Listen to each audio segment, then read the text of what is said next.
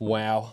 It's time to get a roof on this bad boy, eh? So in the last video, there was a little bit of dilly-dallying around. We didn't actually get much done. Whoopsie, didn't mean for that to happen. We got the floor done, we got these sides done, and we made our rafters and ridge beam. So in this episode, we're gonna be putting all of that together and wrapping the whole thing, so it's gonna be waterproof. Now I need to do all of it at the same time pretty much because this isn't gonna fit in the shed any longer when I start putting my rafters on. So I'm just gonna have to get to work. I have no real excuse. We got to get it all pretty much wrapped up today. So it's gonna be a big one. So let's get to it instead of talking to you guys. Come with me as we lift the garage door up. Step 1, lift it up. Step 2, keep lifting it up. Step 3, admire it being opened. So it was time to get the puppy out of the shed and into the big wide world, ready to be a soldier fighting these harsh elements. So the first stage to get my camper waterproof is to build the roof. So I grabbed some pallet wood slabs ready to build a template for my ridge beam. And the reason I'm making a template is because you obviously can't hold the ridge beam on your own while trying to blast your rafters in. The template's what's going to hold it in place, so you're not loosing and ghosting around trying to attach everything together. And the template for the back of the camper was very simple. It was just a notch cut out for the ridge beam with a little stop block to make sure that it's the correct height. And then we whacked it in, lined it up, made sure it was central, and used 2 clamps just to hold it temporarily in place. And then it was on to making the front template. Now the front one was a bit harder to build because I didn't have a wall to clamp it onto, just like I did with the back. So I decided to have a cross beam, which I cut 2 notches out of, 1 on each side, and these notches would sit on the top of the frame to support a beam that goes from the bottom of the camper up to the notch that holds the ridge beam. Does that make sense, folks? Sounds a bit confusing to me. Well, how about we just visually show you what I'm on about? You'd do that for me? I'd jump in front of a train for you, throw my hand on a blade for you. So here it is, the crossbeam and the beam that goes down and up, and we simply screwed it together. Now having a beard and long hair gave me a bit of anxiety walking this suspicious timber shape, expecting to get stoned or whipped along the way. Were there giant nails waiting for me at my destination? The answer was no. We successfully got the template to the cabin, plonked it in place, chucked a clamp on it, and installed the main guy of the show, Mr. Ridge Beam himself. Yeah, woo, yeah. So that's the rough ridge beam in. It's not exactly where it should be at the moment, but what I'm going to do is start attaching these rafters. What's the plan? What is the plan? Where's all the box of stuff? There it is. I crushed my finger when I was trying to remove some blocks underneath this. Anyway, the way that we're going to be attaching it, I'm just going to nail it in. Don't have a nail gun that shoots nails big enough for this, so I'm just going to hand nail them in. People used to do it back in the day before nail guns even existed. So smash them in with that, and then I've got these little, I don't even know what they're called, braces, whatever, which is going to go on the top and hold in both of the rafters so that it stops it from splitting apart at the top. And then we've just got some bolts which we're going to drill the holes through, which will sit there, which the rafters will sit on, bolted in, bing bang bong, all good, wood joins to metal. So let's just get going. So when it came to making my rafters, I couldn't be bothered to learn how to make them properly. So I simply used Google SketchUp to design them and then took all of the measurements from my design to put into practice. See, I thought learning the maths of building my rafters was something I'm definitely not interested in doing. But because in the previous video, I slightly adjusted my rafters by a tiny degree, this made the measurement for the height of the roof slightly different to what I had on the plans. I guess the roof would just come out however it wants to come out. Straight. Gay, I'll love you exactly how you are, Roofie.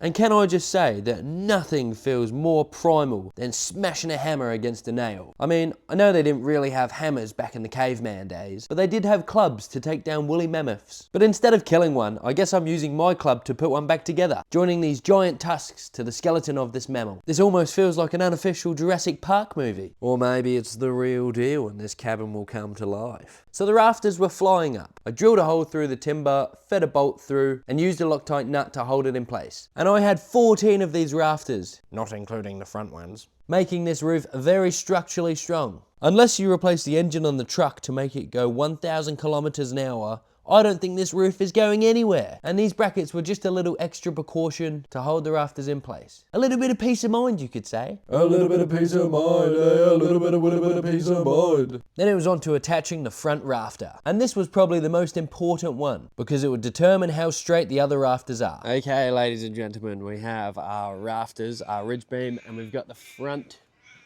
rafter just in now. That's going to stop the roof from swaying around. I'm trying to work out, let's jump up here.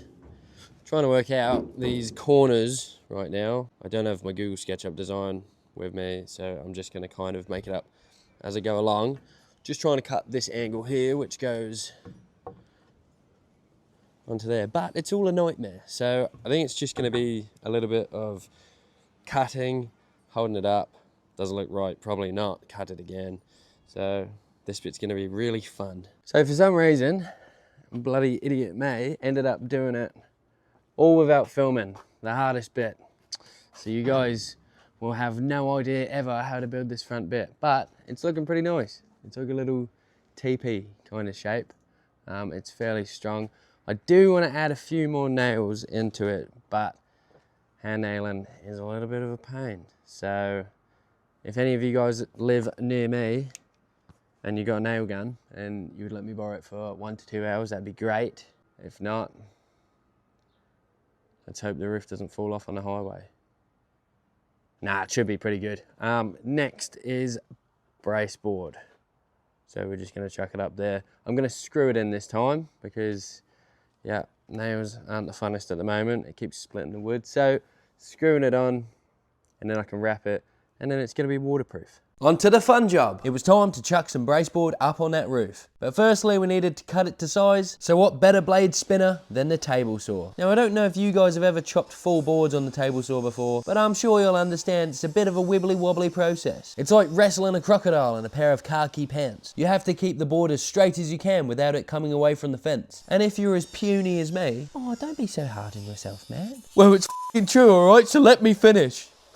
So if you're as puny as me, naughty cable, then it's heavy to hold the board for that amount of time. So once this board was cut, we got it out of the way because I needed to sort out this naughty little cable. Have you ever seen a cable get clamped to a bandsaw? I mean, I haven't, but she'll do the bloody job. Off cut. Everybody loves an off cut. So I needed to cut 2 of these boards, 1 for each side, and then the front section's its whole other thing. But anyway, how's that cable in that workshop going for you, Matt? Way better.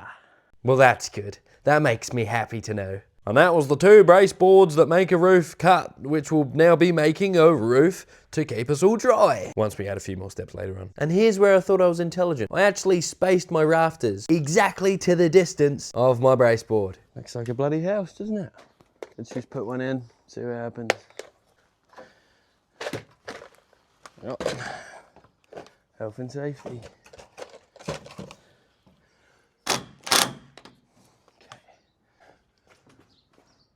That's just bang on. Oh, beautiful. The thing I was worried about is because I put the front end in, that squared it off, so I can't really square it off with this, but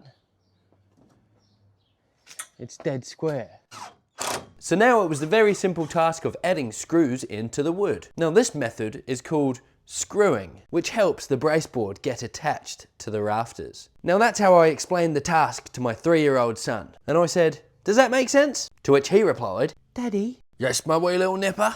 do dinosaurs kiss? Mate, come on. I think it's time you need a bloody pay rise. The size of that brain is getting too big for your head. Now it's interesting to see what actually goes through a 3-year-old's brain. He speaks how he thinks. There's always an interesting question coming from hip height. And a lot of the time we learn together new facts. But I've never questioned if dinosaurs have the capability for romance. So I think I replied saying, "Of course they do. Can you imagine 2 T-Rexes trying to cuddle?" Now the next stage of braceboarding the roof was the front pieces, and they were very unusual shapes indeed. I'm pretty sure you call this type of roof a hip. And I think I had 2 boards left, so I couldn't really make any mistakes. I guess I could just buy another board if I did make a mistake, but that doesn't get the adrenaline rushing of knowing that it's do or die. But these first 2 pieces lined up perfectly. Of course they did. I'm a bloody whiz on the tape measure. And when I was attaching the braceboard sheets that joined together, I pre-drilled some holes because I didn't want the braceboard splitting where the screw is. Plus my rafters are only 30mm thick and they would have 2 screws per joint. So make sure you pre-drill to have a thrill.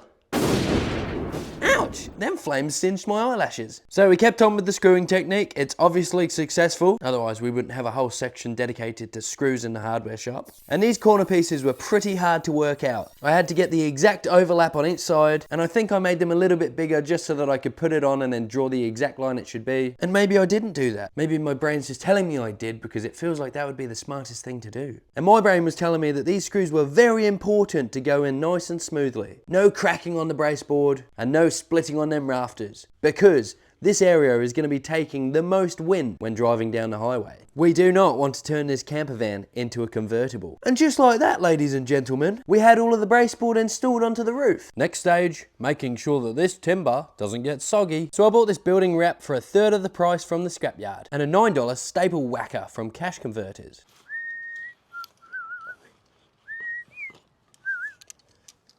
Okay. Now this felt a bit fiddly doing it with the whole roll on the roof, but I couldn't really think of a better way at the time. So I simply unrolled the roll, whacked in some staples in the hopes that this will hold my building wrap to my roof. Now I think there's a reason why that wacky smashy staple gun was $9. See, every time I hit it with a little bit of force, the spring that held in the staples would fling out. And because I was mostly concentrating on my technique, I wasn't really paying too much attention to how the building wrap was getting put on. So it's a new day.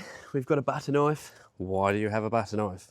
Well, that is because the staples that we put in yesterday just suck. They're not really in properly. It's also not pulled the tightest, so I've got some staples that will go in my brad nail gun. And I'm just gonna blast them. Hopefully pull it a little bit tighter, make it all a little bit nicer and neater. And these staples should go in a bit better. Like, look at that. Yuck.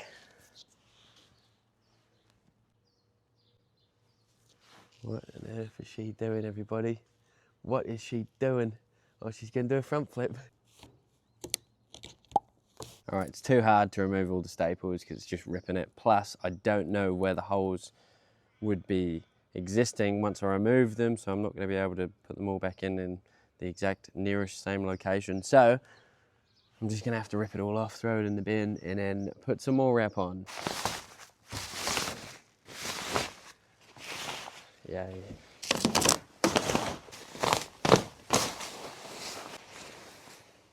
Goodbye. Oh, a bit early for that, isn't it? Could use a measuring tape. Or I could just use the old piece as a measuring tape. That's the length. That looks about it. Let's go. So the issue last time was that I had the roll on the roof too, so I couldn't actually pull it that tight. So hopefully now it's cut, should be easy to pull, nice and tight, like a bed sheet, which I don't know how to do. This felt like a way smarter way to do it. It's like you don't have to wrap a Christmas present with the wrapping paper still attached to the roll. I'm pretty sure 99% of the population cut the paper before taping.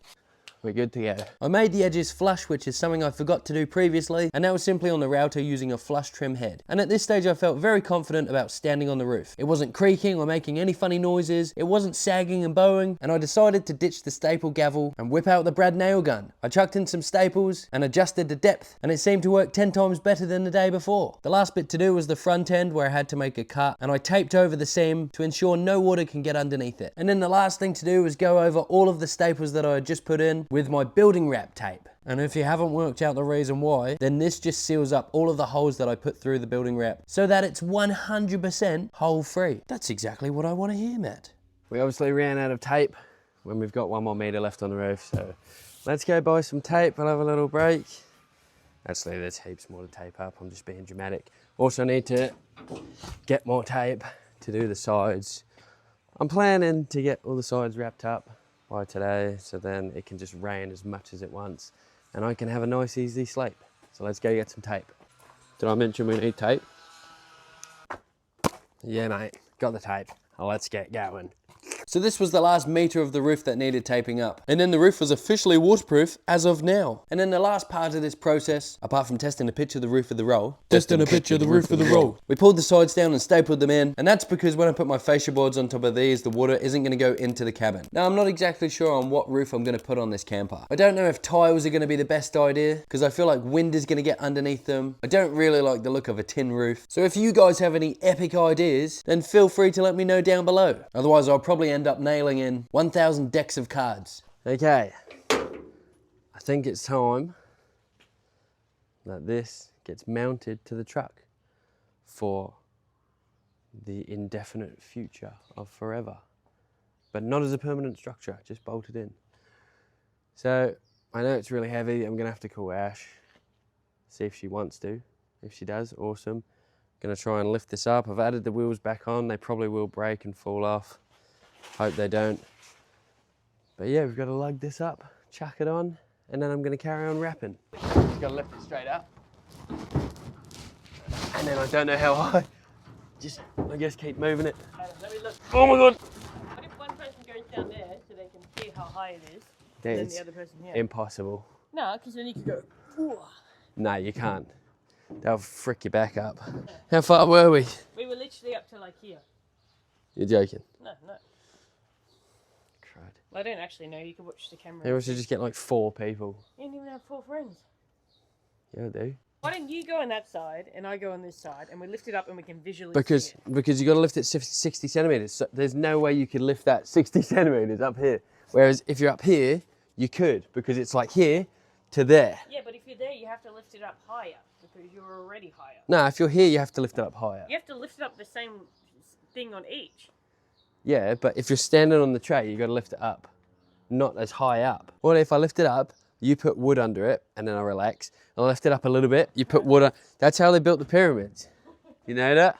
That's how I crushed my finger. Do you know what'd be sick? Carjack. What about your brother Geordie? The deadlifter. All right, you're a director. Say higher or lower. Higher. How much higher? More. How much more? More. Double that. Double it? Yeah. Might have to hop under it. Maybe Oh, not. we're heaps off. Oh yeah, we gotta watch out for the shed too. Oh my goodness, this is dangerous and horrible. Nearly there. Oh my God. Rest. Yeah. Well, this is like the tipping point. Okay, so lift it. Yep. So we just drop it, I guess. All right.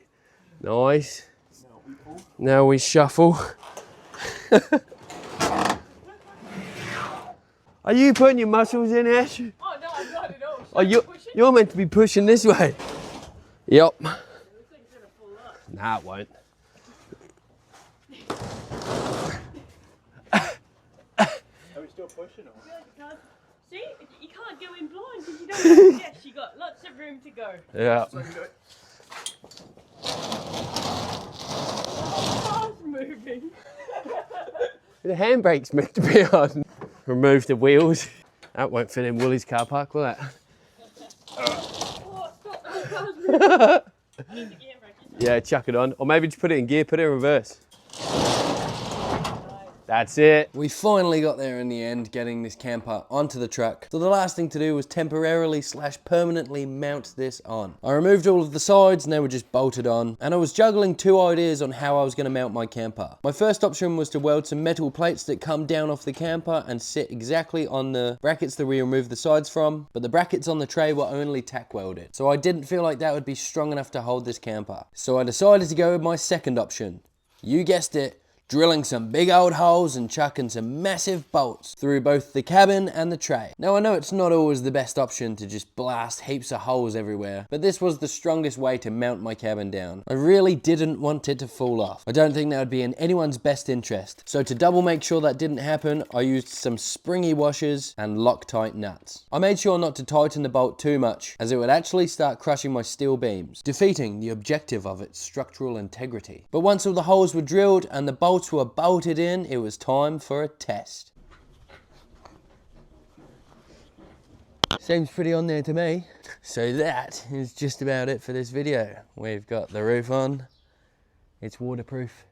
I'll just need to wrap it, but that's later on. We'll do it next time. So I'll see you guys in the next video.